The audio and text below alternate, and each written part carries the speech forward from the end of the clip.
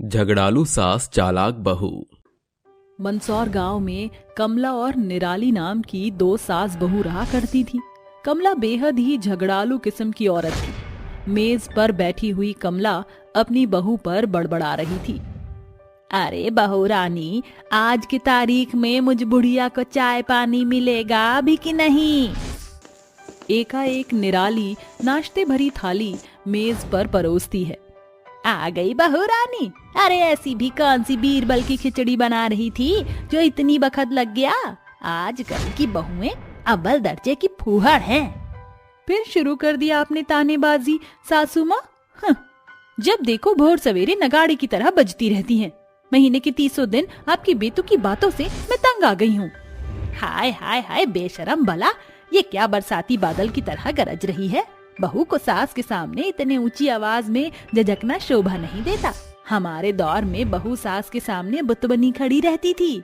माँ जी, आपका दौर गया जब बहुएं गऊ की तरह सीधी सादी हुआ करती थीं। ये निराली का नया दौर है, जहाँ आज की बहुएं नागिन की तरह बल खाती भी हैं और बैल की तरह सींग भी मारती हैं। इसलिए जरा बच कर रहना।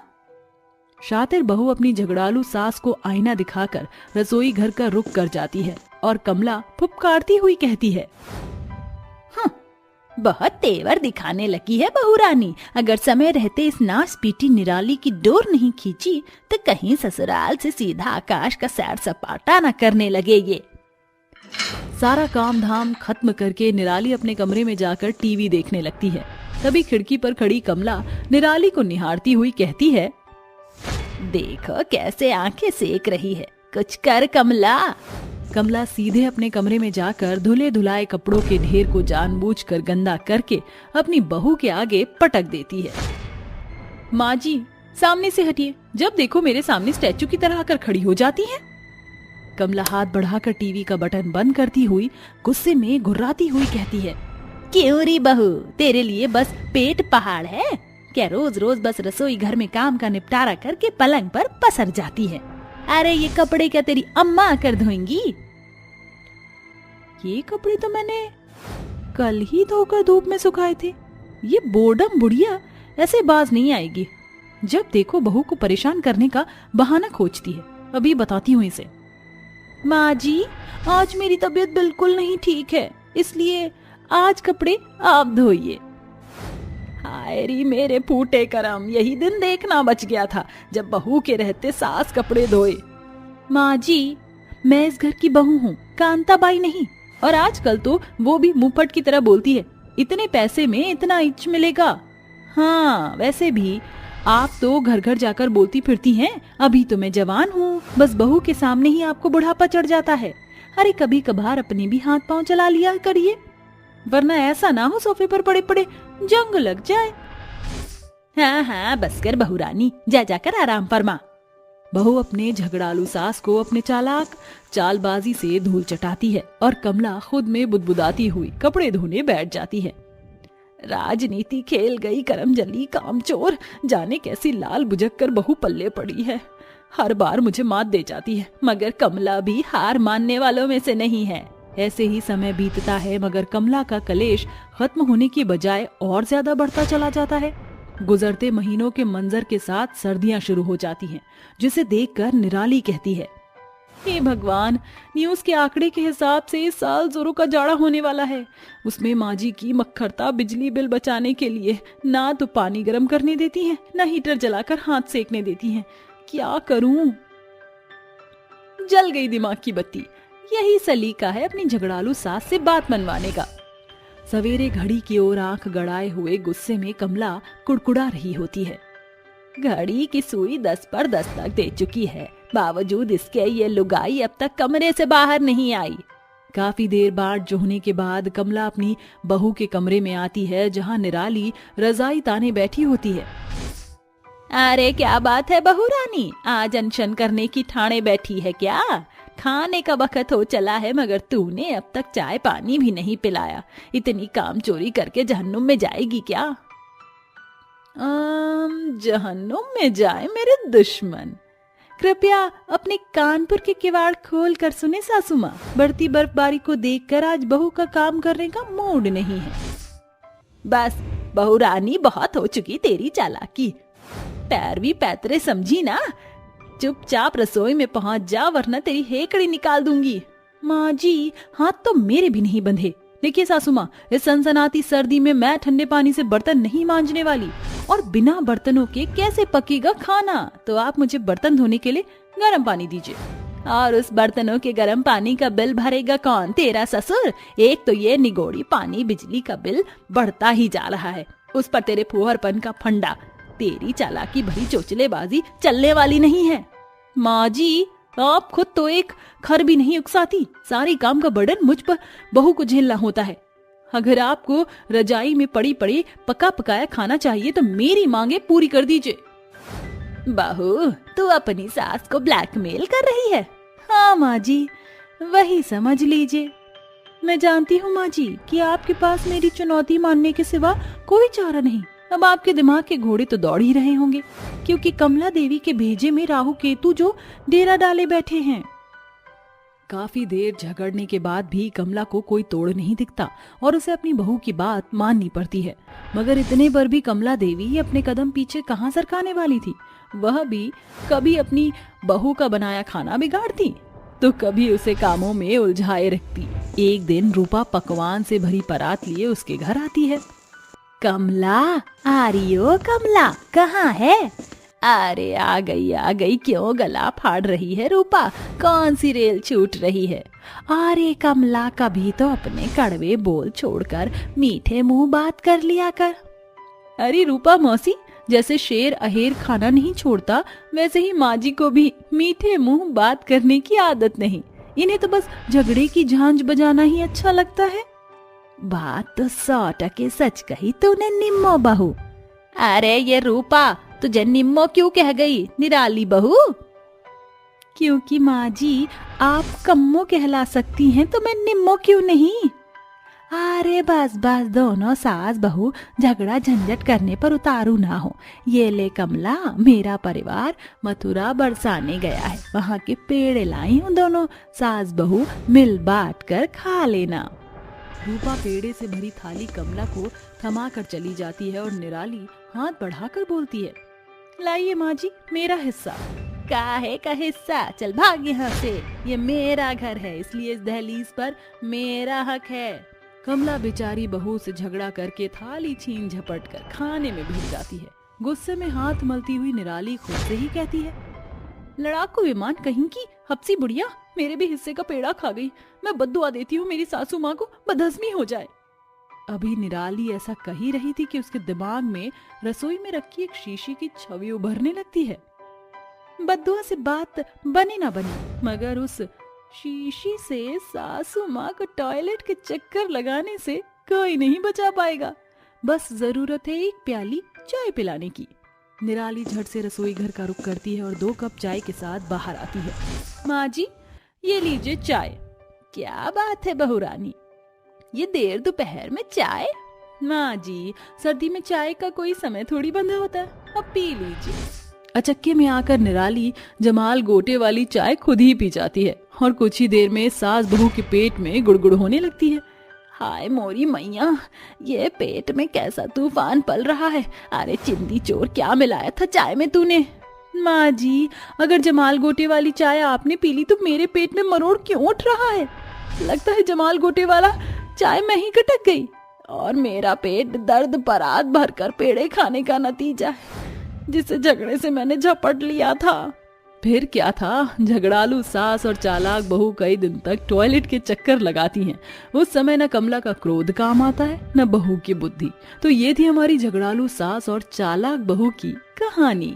कुंजपुर गांव में रहने वाली 17 साल की सलोनी एक गरीब दर्जी थी, जो चंद पैसों में लोगों के कपड़े सिलकर अपने घर का गुजारा भत्ता चलाती थी। अरे ओ सलोनी, अरे भीतर है क्या? हाँ चाची, आ जाओ। अरे परसों रोज मैंने तुम्हें जो ब्लाउज सिलने को दिया था वो पूरा हो गया क्या? हाँ चाची, वो तो मैंने सवेरे ही सिल दिया था और उसकी तुरपाई भी पूरी हो गई है, ये लीजिए। सलोनी रेवा का सिला हुआ ब्लाउज उसे थमा देती है। बदले में रेवा उसे 50 रुपए देती है, जिसे देखकर सलोनी दुखी स्वर में कहती है, ये क्या चाची, सिर्फ 50 रुपए? अरे तो क्या तुझे 500 रुपए दूं? मैंने ऐसा कब कहा? अगर चाची मेरी मजदूरी बराबर मेहनताना तो दे दीजिए। आपको पता है बाजार में एक ब्लाउज की सिलाई के लिए दर्जी 200 रुपए से एक दाम भी कम नहीं लेते। फिर आपका ब्लाउज अस्तर वाला था, ऊपर से गले की बारीक बनावट, इसे सिलने में मैंने पूरा दिन बिताया है। अरे तो क्या पूरे दिन के पैसे मुझसे ही वसूलेगी? देख सलोनी, ये देहात है, ये तेरे जैसे नत्थू गहरे दर्जियों की कमी नहीं है। 50 रुपए से एक पाई ज्यादा नहीं दूंगी। सलोनी रेवा के मक्खर पने को जानती थी, इसलिए वह चुप हो गई। रेवा भी वहां से रुखसत हो गई। तभी उस गरीब दुखियारिन दर्जी की आंखें डबडबा जाती हैं और वह दीवार पर टंगी अपनी माँ की तस्वीर को निहारती हुई कहती है, माँ, आप क्यों मुझे अनाथ छोड़ गई? अगर मुझ बदनसीब बहन के कंधे पर भाई का भार ना होता तो मैं आपके पास चली आती। अभी सलोनी ऐसा कह रही थी कि देर दोपहर उसका नन्हा भाई रुपेश बस्ता टांगे भीतर आता है। जीजी, मैं घर आ गया। अपनी दर्जी बहन की भीगी आंख देखकर रुपेश उसका चेहरा पढ़कर कहता है, जीजी, आप रो रही थी ना? जीजी देखना, एक दिन आपका भाई बड़ा अफसर बनेगा और अपनी दर्जी बहन का नाम ऊंचा करके दिखाएगा। मेरे भाई, मुझे भरोसा है। अब चल खाना खा ले, जीजी ने आज खिचड़ी बनाई है। माता पिता का साया तो सलोनी के सर से सालों पहले ही छिन चुका था, जिस कारण सलोनी को बेहद कच्ची उम्र में अपने भाई की जिम्मेदारियों का भार अपने कंधे पर उठाना पड़ा। उसने अपने हाथों के हुनर से दर्जी का काम शुरू तो किया, मगर गांवगन उस गरीब दर्जी बहन की दुखती रग से वाकिफ थे, इसलिए उसे कम दाम देकर बढ़ चढ़कर बनावट वाले कपड़े सिलवाते। समय बीतता जा रहा था, मगर सलोनी की आर्थिक स्थिति संवरने की बजाय बिगड़ती जा रही थी। एक रात वह सिलाई मशीन पर कपड़े सिल रही थी कि उसके हाथ रुक जाते हैं। दिन रात आंखें गड़ाकर मैं कपड़े सिल रही हूँ, मगर आमदनी अठन्नी और खर्चा रुपया वाला हाल है। रुपेश अब बड़ी क्लास में प्रवेश पा चुका है, उसकी स्कूल फीस, घर के खर्चे, ये सब कैसे पूरा होगा? जी तोड़ मेहनत के बावजूद विशेष कमाई नहीं। ऐसा सोचते सोचते ही सलोनी ऊँघते हुए सिलाई मशीन पर सर रखकर सो जाती है। तभी उसे अपनी माँ ममता का स्वप्न दर्शन मिलता है। जागो सलोनी। माँ, आप? माँ, आपकी बेटी कांटों का जीवन जीते जीते उकता गई है। हालत ने मुझे दर्जी बना दिया, फिर भी दुख की बदरा छटने की बजाय और ज्यादा गाढ़ी होती जा रही है। जानती हूँ बेटी, मेरी बात गौर से सुन। घर के भीतर तुझे एक छोटा सा दरवाजा दिखेगा, उसे खोलकर तू तहखाने में पहुंच जाएगी। वहाँ एक बक्सा है जिसके अंदर 3 जादुई लहंगे, सैंडल और चूड़ी मिलेंगी। उसे तू अपना रोजगार बना लेना। वह अपने अंदर से लहंगा, चूड़ी और सैंडल देंगी। इसी के साथ वह दर्जी सपनों की दुनिया से बाहर आ जाती है। सुबह की किरण फूट पड़ी है। माँ कहती थी कि पौ फटने के पहले किरण के साथ देखा सपना सच होता है। इतना बोलकर सलोनी झटपट से उसी तहखाने में पहुंचती है जहां उसे संदूक में लाल रंग का चमचमाता हुआ लहंगा चोली, लाल रंग का सुंदर सा सैंडल और लाल रंग की चूड़ी का बंडल मिलता है। माँ के कथन अनुसार यह 3 लहंगा, चूड़ी और सैंडल मिल तो गई, मगर ये जादुई है भी या नहीं, ये जानने के लिए इसे कुछ मांग कर देखना पड़ेगा। जादुई लहंगा, सैंडल और चूड़ी, अगर तुम जादुई हो तो अपना पुख्ता प्रमाण मेरे सामने प्रकट करो। इसके बाद उस तीनों जादुई लहंगे, जादुई चूड़ी और सैंडल तेजोमय सुनहरी किरण में घिर जाती है और उनमें इंसानी अक्ष कायम हो जाते हैं। जिसके बाद जादुई लाल लहंगा अपने भीतर से चमचमाते लहंगा चुन्नी और लाल चूड़ी अपने भीतर से चूड़ियों की बौछार लगा देती है। साथ ही जादुई सैंडल भी अपने अंदर से कई सारे लाल सैंडल निकालती है। ये तो सचमुच जादुई लहंगा, चूड़ी और सैंडल है। अब इन्हें बेचकर मैं अपने और अपने भाई को गरीबी से उभार सकती हूँ। सलोनी उन सैंडल, लहंगा और चूड़ी को लेकर बाजार में बेचने पहुँच जाती है। आओ आओ लोगों, आ गया है सुंदर सुंदर लहंगा, एकदम सस्ते दाम में, साथ में चूड़ी भी है और सैंडल भी, केवल 1000 रुपए में। इतना कम दाम सुनकर दूर खड़ी जानवी नाम की एक लड़की कहती है, क्या सचमुच ये शादी का जोड़ा और ये सैंडल, चूड़ी सिर्फ 1000 में है? मगर बाकी दुकानदार तो केवल ऐसा ब्राइडल लहंगा 10,000 के पार बेच रहे हैं। फिर तुम इतना महंगा लहंगा सस्ते में क्यों बेच रही हो? अरे तो माम खाओ होने वाली दुल्हन, गुठलियां मत गिनो। कुछ ही देर में सलोनी के सारे लहंगे, चूड़ी और सैंडल बिक जाते हैं, जिसके बाद में उसे बहुतेरी कमाई हाथ लगती है। ऐसे ही हर दिन बीतता चला जाता है। सलोनी रोजाना अपने जादुई लहंगा, सैंडल और चूड़ी की मदद से वैसा ही बहुतायत लहंगा, सैंडल और चूड़ी बाजार में बेचती है और बदले में खूब पैसे कमाती है। देखते ही देखते उस गरीब दर्जी बहन के घर से गरीबी के बादल छटने के साथ उसका जीवन पटरी पर आ जाता है। अब कई बरस बीत चुके। एक रोज सलोनी के मन में ख्याल आया, जादुई लहंगा, सैंडल और चूड़ी के चलते मेरा जीवन तो गरीबी के गढ़ से बाहर निकल चुका है, मगर अभी भी जाने कितने ही घर घनघोर गरीबी से जूझ रहे हैं। अगर मैं उन गरीब बाप की बेटियों की शादी में लहंगा, चूड़ी और सैंडल देकर उनकी मदद करूं तो उनके पिता के कंधे कर्ज के बोझ के तले नहीं दबेंगे। मेरे जादुई लहंगे, सैंडल और चूड़ी, मदद का हाथ बढ़ाओ ताकि मैं गरीब दुल्हनों की मदद कर सकूं। सलोनी के ऐसा कहते ही जादुई लाल लहंगे, सैंडल और चूड़ी के भीतर से खूब सारे लहंगे, चमचमाती चूड़ी और सुंदर सुंदर सैंडल की भरमार लग जाती है। उन्हें लेकर वह मंदिर की ओर बढ़ ही रही थी कि उसके कदम एक गरीब घर के बाहर रुक जाते हैं, जहां बिंदिया नाम की दुल्हन बेरंग साड़ी पहने मंदिर की ओर बढ़ रही थी। जरा ठहरो बहन, आज तुम्हारा ब्याह है क्या? हाँ बहन, मगर अमीर की मौत और गरीब की बेटी का ब्याह कहाँ पता चलता है। ऐसा ना कहो, ये मेरी तरफ से शादी का लहंगा, सैंडल और चूड़ी तोहफा ले लो और इसे पहनो, क्योंकि शादी सिर्फ एक बार होती है।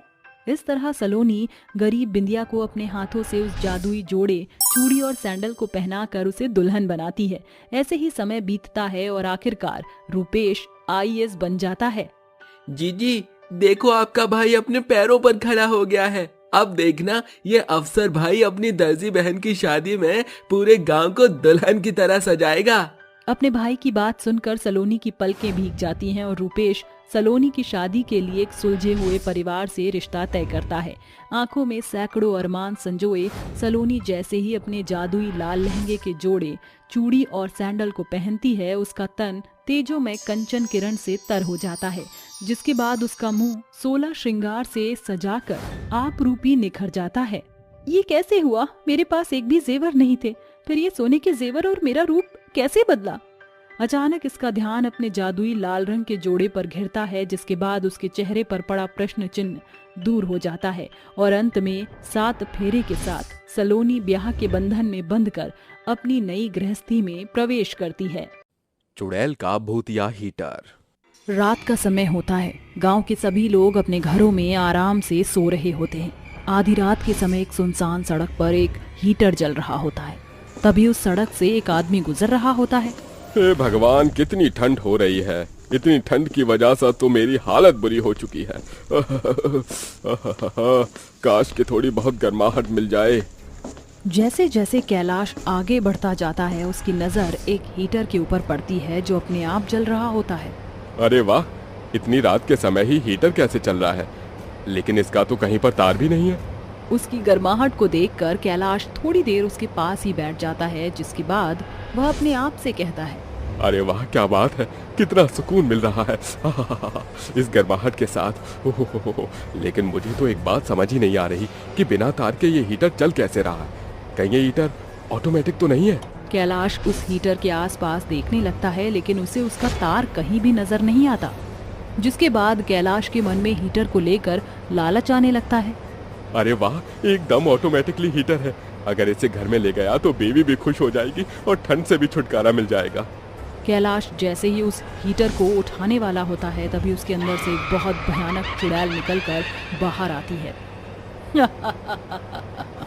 तेरी हिम्मत कैसे हुई मुझे छूने की? अरे चुड़ैल, चुड़ैल, मैंने तुझे नहीं छुआ। मैं तो इस हीटर को उठाने वाला था। ये हीटर मेरा है। अगर कोई मेरे हीटर के सामने आएगा तो मैं उसे नहीं छोड़ूंगी। ऐसा कहकर चुड़ैल कैलाश को मार देती है और वापस से हीटर के अंदर घुस जाती है। अगले दिन जैसे ही सवेरा होता है, गांव के सभी लोगों को कैलाश की लाश उस रास्ते पर नजर आती है, लेकिन वहां पर हीटर नहीं होता। हे भगवान, जरा देखो तो सही, बेचारे को कितनी बेरहमी से मारा लगता है किसी ने इसको जलाकर मारा है। इसका शरीर देखो किस तरह जल भुन गया है। मारने वाले ने जरा भी रहम नहीं किया। ऐसे ही और भी लोगों की जान जा चुकी है। आखिर ये सब कर कौन रहा है? हमें उस कातिल को ढूंढना होगा, नहीं तो ऐसे पता नहीं और कितने लोग मारे जाएंगे। ऐसे ही गांव में कई बार लोगों की लाश मिल चुकी थी। गांव के किसी भी व्यक्ति को ये समझ नहीं आ रहा था कि आखिर ये सब किसने किया है। चलिए ये जानने के लिए कहानी में थोड़ा पीछे चलते हैं। चंद्रपुर के एक छोटे से गांव में एक लड़की थी। सरोजनी नाम की। वो अपनी सास केसरी के साथ रहती थी। सरोजनी बहुत नादान और भोली थी, लेकिन केसरी को अपनी बहू बिल्कुल भी पसंद नहीं थी। वह अपने बेटे रोहित की शादी एक अमीर घराने में करना चाहती थी, लेकिन केसरी के पति विनोद ने उसकी एक नहीं सुनी और उसके बेटे की शादी बेचारी गरीब सरोजनी से कर दी। सर्दियों का समय चल रहा था। एक दिन सरोजनी रसोई में बर्तन धोने के बाद हीटर पर हाथ सेकने लगती है। हे भगवान, कितनी ठंड है! इतनी ठंड कोई इंसान कैसे बर्दाश्त कर सकता है? हाँ हाँ, लगा ले ठंड का बहाना ताकि तुझे हीटर सेकने को मिल जाए। अरे ये हीटर क्या तेरे बाप ने यहाँ पर ला कर रखा है? माँ जी, अभी बर्तन धोकर आई थी, मेरे हाथ बिल्कुल बर्फ की तरह सुन्न हो गए थे, इसलिए मैंने सोचा थोड़ी देर हीटर पर हाथ सेक लूं। अरे अगर इस तरह हीटर जलाती रहेगी तो बिजली का बिल कितना आएगा? तेरे पिताजी यहाँ पर बिजली का बिल भरने नहीं आएंगे।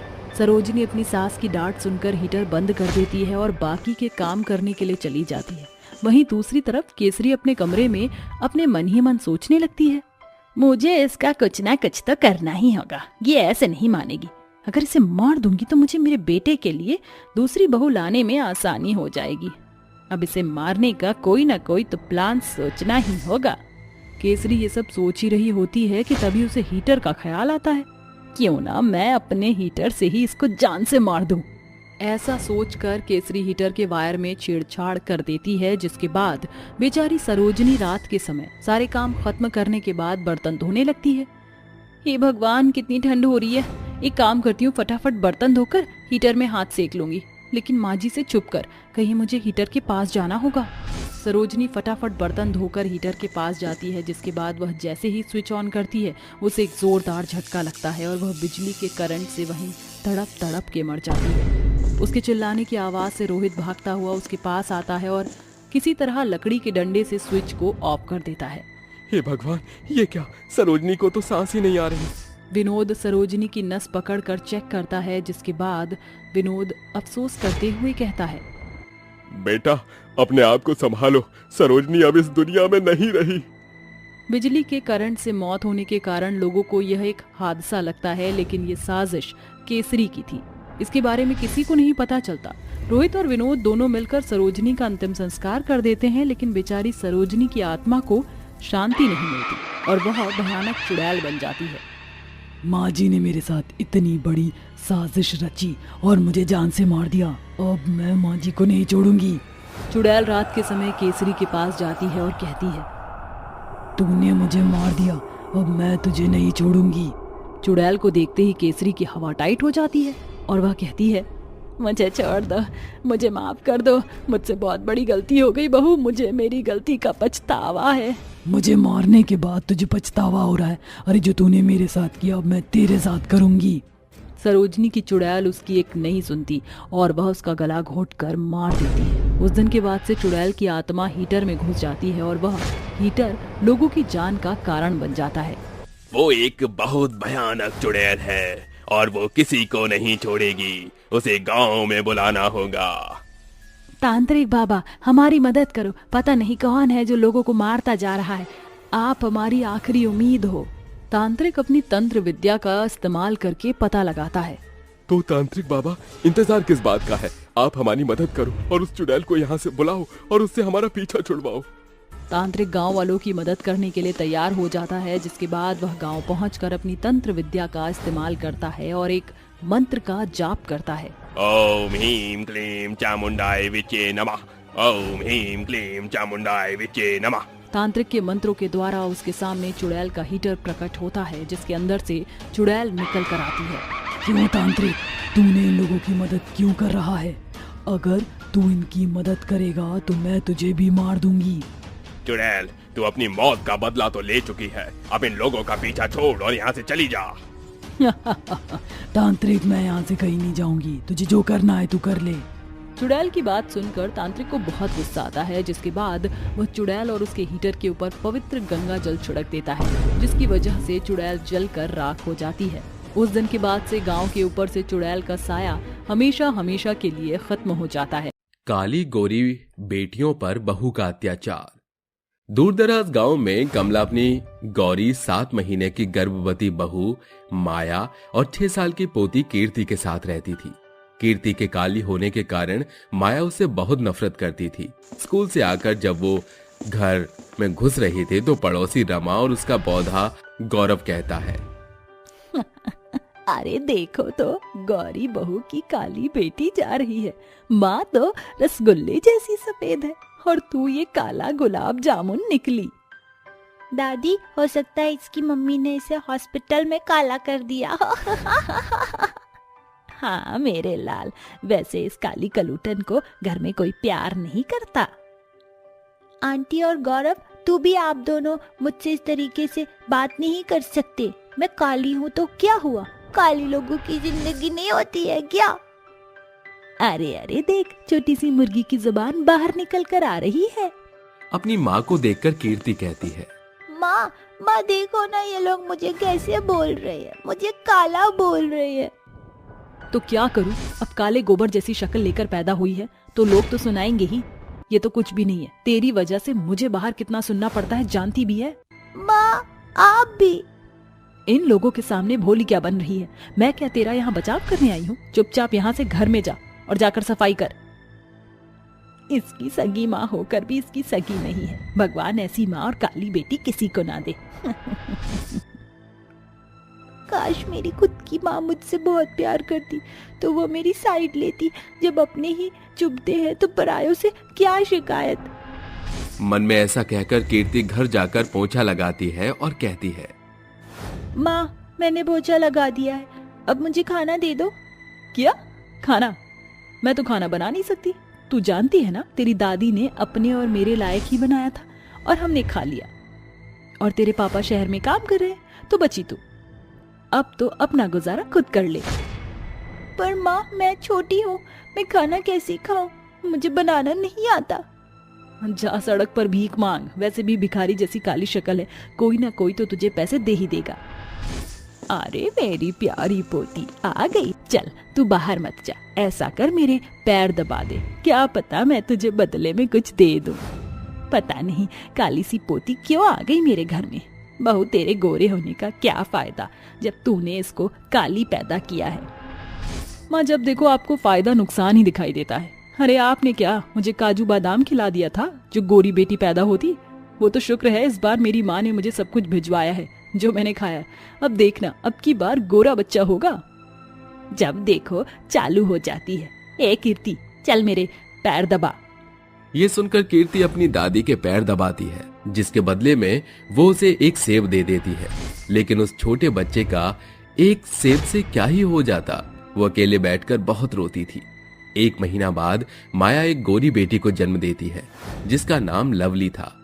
कमला और माया उसे अपनी गोद से बिल्कुल नहीं उतारते थे, उसे बहुत प्यार करते थे। वहीं दूसरी ओर उन्होंने गोरी और काली बेटी में भेदभाव करने लग गई। वक्त गुजरता है और लवली 16 साल की हो जाती है।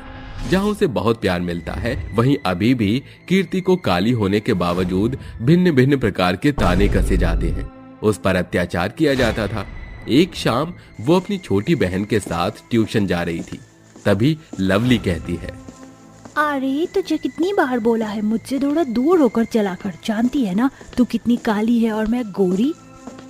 लवली, तूने मुझे दूर रहकर चलने को कहा था, अब और कितना दूर हो जाऊं। ये मत भूल कि मैं तेरी बड़ी बहन हूँ। बड़ी बहन तो कुछ भी करेगी। अरे मैं जलील होती हूँ तेरे साथ चलने में।